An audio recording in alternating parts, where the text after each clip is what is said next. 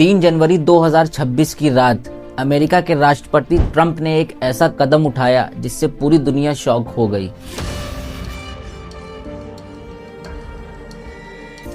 America ने Venezuela के राष्ट्रपति निकोलस मडूरो और उनकी वाइफ को उन्हीं की कंट्री से अरेस्ट किया और अपने साथ यूएस लेकर आ गए।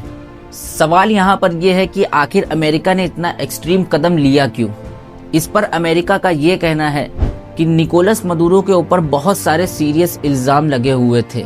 International drug trafficking, cocaine smuggling और नार्को टेररिज्म नेटवर्क को सपोर्ट करने का।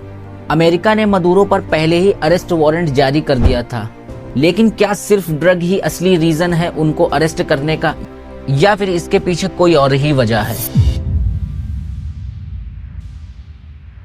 ये ऑपरेशन 3 जनवरी 2026 की रात में शुरू होता है। वेनेजुएला के लोकल टाइम के अकॉर्डिंग रात में 2 बजे से लेकर 4:30 बजे के दरमियान अमेरिका ने वेनेजुएला की कैपिटल कराकस को घेर लिया और वहां पर स्ट्राइक शुरू कर दिया। इस मिशन का नाम अमेरिका ने ऑपरेशन एब्सोल्यूट रिजॉल्व रखा। इसमें अमेरिका की एलाइड फोर्सेस शामिल थी, US army, air force, navy, delta force और इंटेलिजेंस एजेंसीज।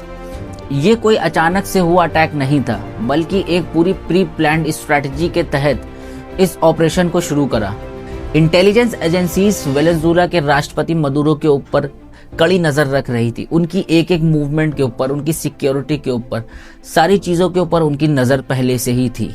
अब सबसे बड़ा सवाल यहाँ पर यह होता है कि आखिर अमेरिका ने इतना एक्सट्रीम कदम उठाया क्यों, जिस पर अमेरिका का यह कहना है कि मडूरो के ऊपर पहले से ही बहुत सारे सीरियस इल्जाम लगे हुए थे, जैसे international drug trafficking, cocaine smuggling और नार्को टेररिज्म नेटवर्क को सपोर्ट करना। ये सारे इल्जाम लगने के बाद अमेरिका ने यह भी बताया कि उन्होंने पहले ही उनका अरेस्ट वारंट जारी कर दिया था और उन पर $1 मिलियन की बाउंटी भी रखा गया था।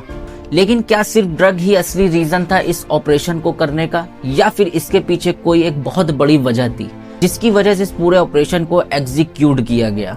बहुत सारे सोर्सेस का ये भी कहना है कि वेनेजुएला के पास दुनिया के सबसे बड़े ऑयल रिजर्व है, सऊदी अरेबिया से भी बड़े रिजर्व, और पूरी दुनिया में सबसे ज्यादा ऑयल रिजर्व वेनेजुएला के पास हैं।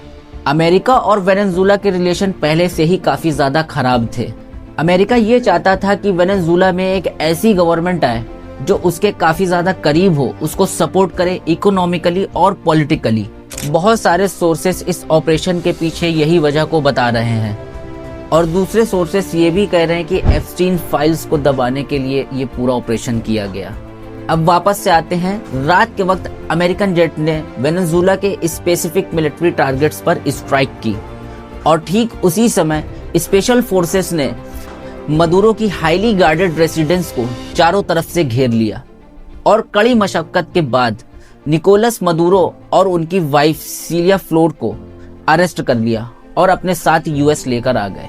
मडूरो को सीधा यूएस ले जाया गया और न्यूयॉर्क के एक डिटेंशन सेंटर में उनको रखा गया, जहां पर उनके ऊपर ड्रग ट्रैफिकिंग और कोकेन स्मगलिंग के केस चलाए जा रहे हैं।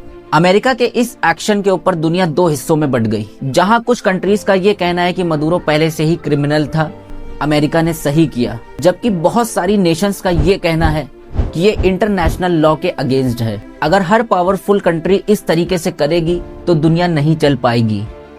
अमेरिका का कहना है कि वेनेजुएला में एक टेम्परेरी कंट्रोल के जरिए वो वहां पर स्टेबिलिटी लाना चाहता है, पर क्या वाकई ये हकीकत है, या इसके पीछे उनका कुछ और ही इरादा है? आपकी क्या राय है? आप कमेंट में जरूर राय शेयर करिएगा।